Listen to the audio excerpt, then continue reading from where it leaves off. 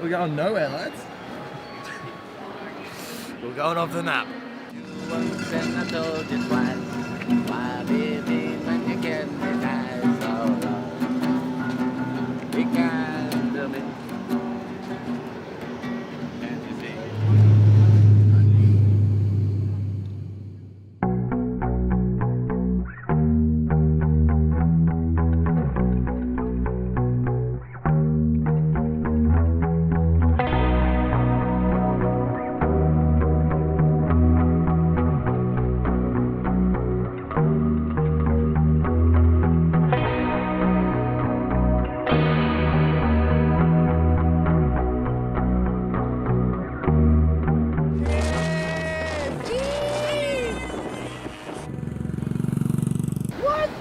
That little 1-footer?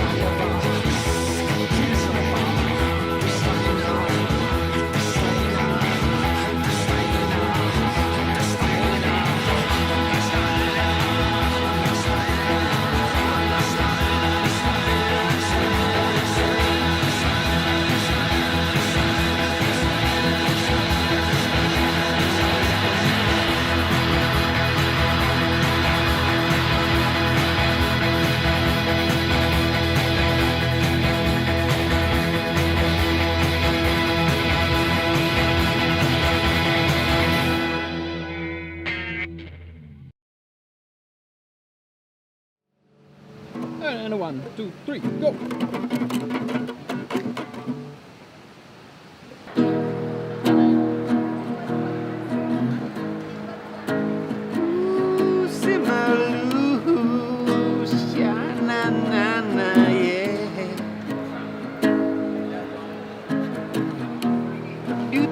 Islands of Hawaii, much like Indonesia and Fiji too, in the ocean. Yeah,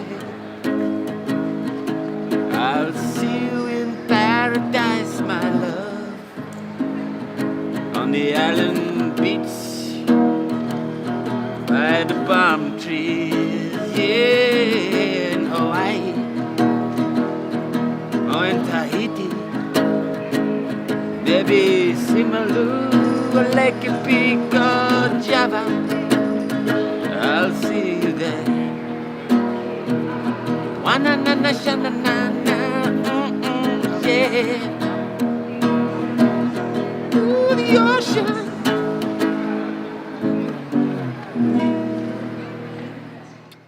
Thank you.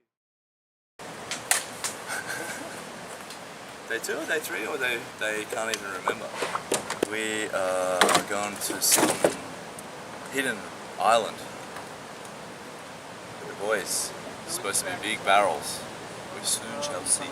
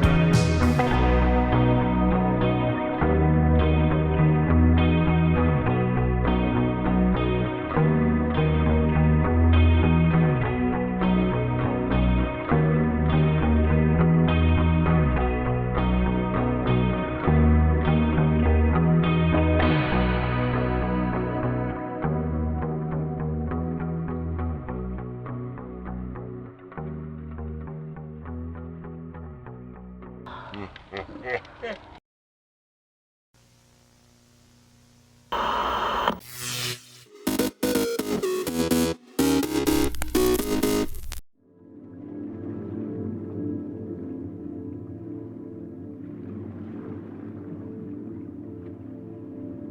can't know what you want when you continually kind of working.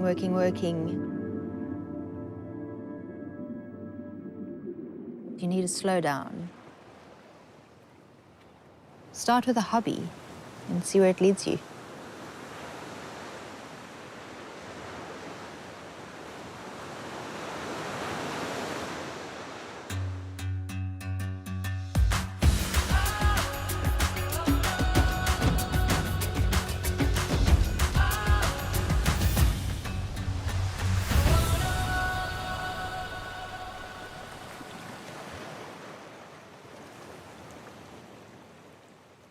My name is Roshana Gray. I live and work in Cape Point. It's deliciously situated in between a mountainside and the ocean. Very elemental. It gets very windy and very hot in summertime and very cold in winter.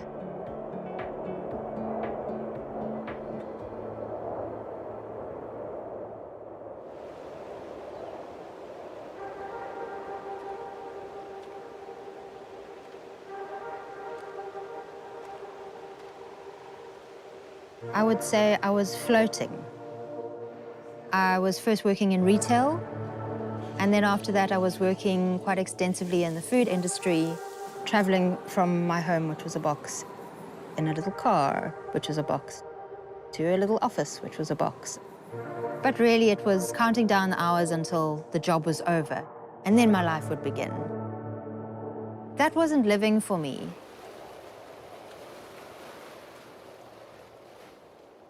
She didn't know a lot about wild plants initially, moving here, but what she's done as well is sort of opened up everybody's eyes. It all started with growing vegetables in my garden. Until a Japanese cyclist came to visit. He ended up staying for 99 days. Every so often he would go on his bike and he would drive off to the beach, and he would come back, and shortly afterwards I could smell these amazing cooking smells coming from his little campsite. He showed me the joys of the sea vegetables. He basically stood out there on the beach with me and he said, look at this, like all of this food, this is all amazing sea vegetables. Why is nobody eating them? From then on, my curiosity was sparked.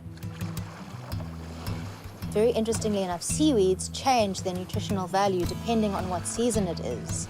So, for instance, sea lettuce, which is a beautiful green seaweed that grows in the little intertidal pools, it's full of vitamin C in summer and vitamin D in winter, which is pretty perfect. It's designed for us.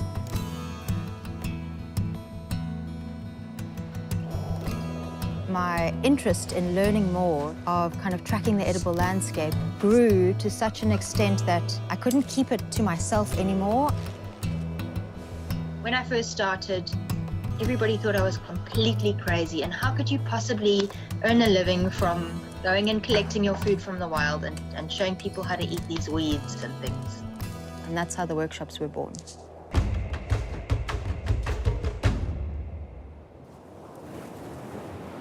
We take people down. It's like completely immersive, interactive learning. And I call it the full circle of learning, where basically you go into the rock pools. We have our educational with your toes in the water.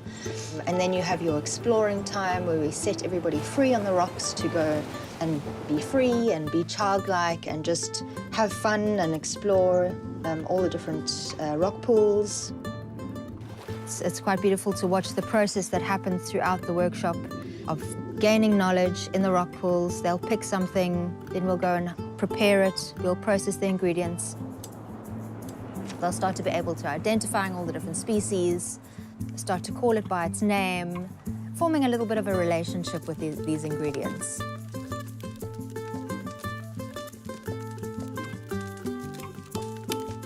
Take something that looks rather awful at first, and you don't ever consider eating it, and to transform it into something that is just so mouthwatering and really also healthy, that was for me just a turning point. I basically learned everything I know from Roshana. I'd studied to be a chef, and so it made so much sense to find a way to utilize ingredients from the wild, from my backyard.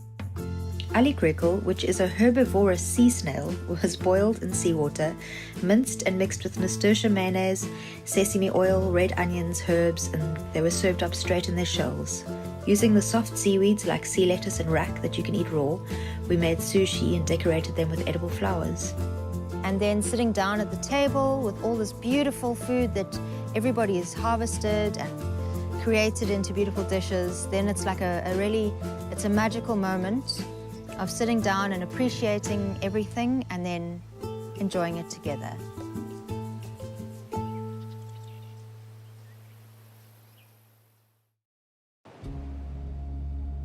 I'm proud of the fact that I've taken an idea and a thought, a very arty, romantic one, and it's kind of blossomed in its own way. Kind of changed my outlook on life. Don't not do something and then regret it. What's the worst that can happen? Spread your wings.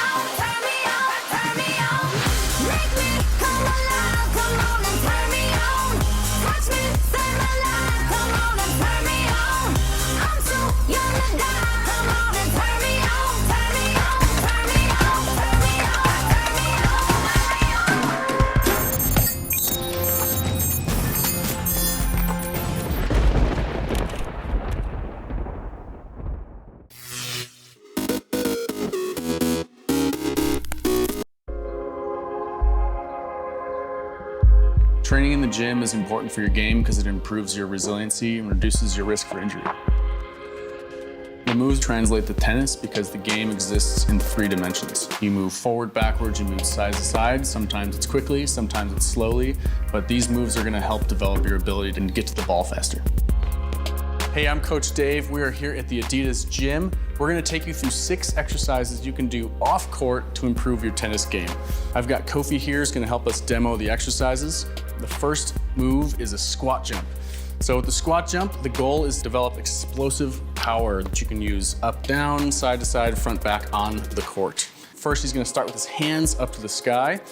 He's going to throw his hands down to the floor, throw his hands back up to the ceiling as he jumps as high as he can, and then the landing is soft, full, flat foot, hands back, hips back. So let's start hands up, throw the hands down, explode up, soft landing, and reset, reach, throw the hands down, explode up, nice soft landing, perfect. One more time. Down, explode up, soft landing, and that is the squat jump. This next move is sprint to back pedal. We're using lines, and if you don't have lines, I want you to set up cones 5 to 10 meters apart. You use this move to develop your ability to change direction forward, backward on the court. We're gonna start with Kofi in the athletic base stance. He's gonna sprint forward 3 steps, plant foot slightly turned in, and he's gonna back pedal hard and fast. Let's start athletic base position. Ready, sprint, plant, and backwards.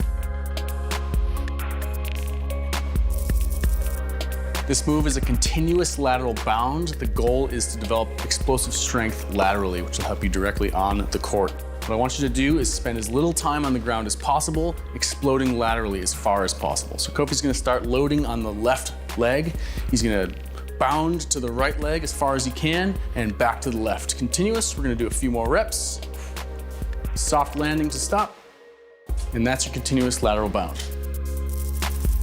These next moves are called Ys, Ts, and Ws. We use them to develop upper back and shoulder strength. These are gonna help your tennis serve and your fore and backhand strokes.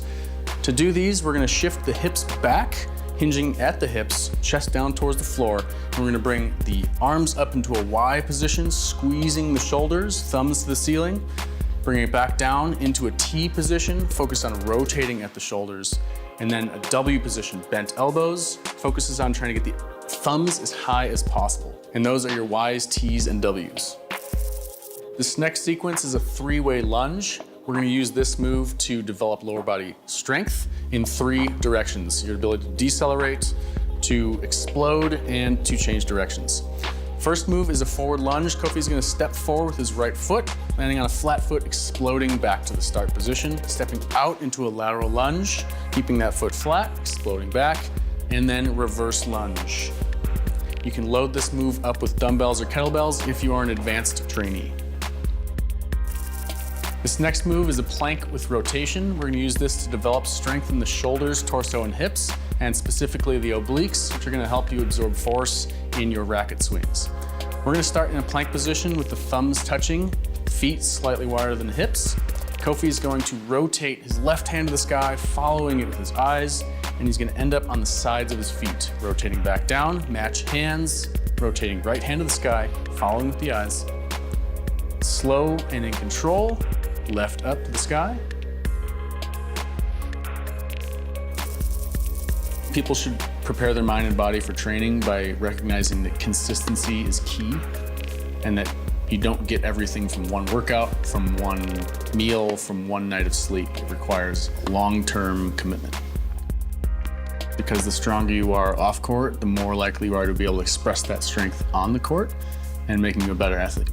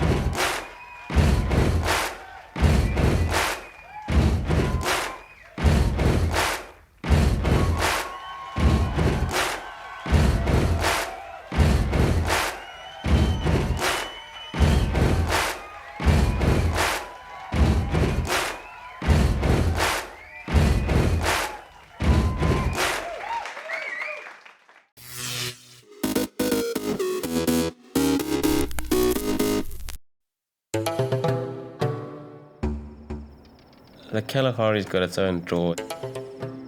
It's vast and it's forever. You've just got to get into those sand dunes on your own, and there you're going to find a lot of solitude.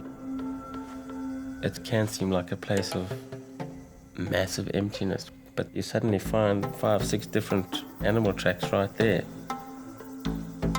There's this huge amount of life, and when I'm on a filming project, I really like to try and live like the animals do so that I can experience the hardships that they're going through.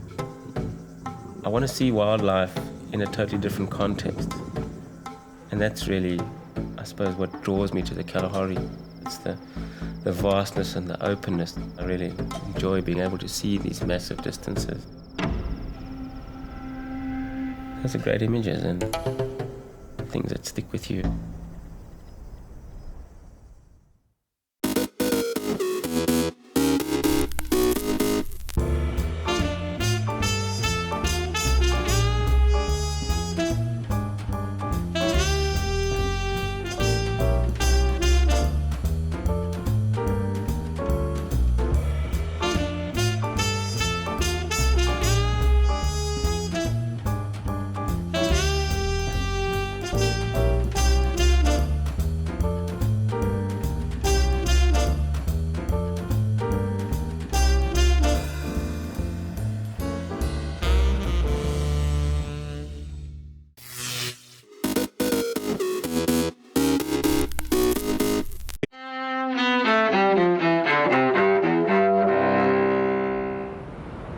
September 12th, 2001.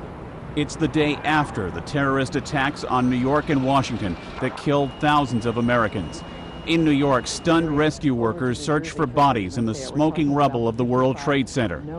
And in Washington, President George W. Bush condemns the attacks, which also badly damaged the Pentagon, as acts of war. Our country will, however, not be cowed by terrorists. 1943. During World War II, Nazi German paratroopers rescue Benito Mussolini, Italy's deposed dictator. They free him from a hotel in northern Italy where his own government was holding him prisoner. Mussolini rules a Nazi puppet state in the north until he's killed near the war's end in Europe 2 years later. 1960. John F. Kennedy faces critics who question whether being a Catholic should disqualify him for the White House. The Democratic presidential candidate tells a group of Protestant ministers in Houston, I am not the Catholic candidate for president.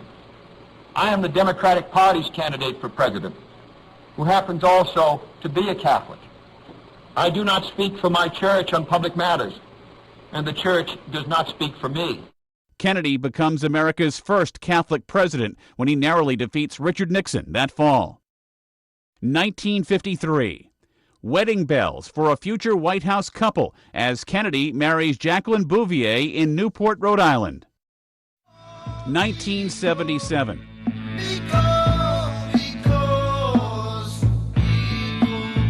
In South Africa, black student leader Stephen Biko dies while in police custody.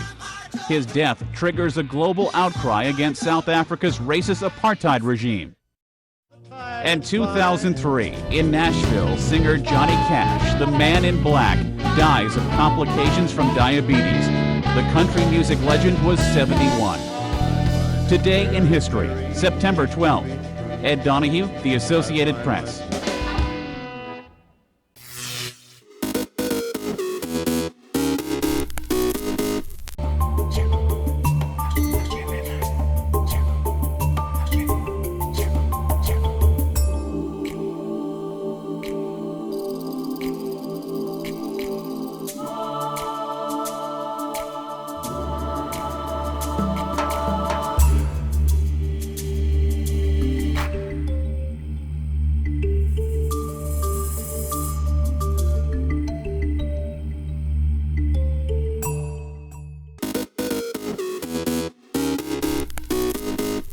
Welcome back in our studio, and in today's news,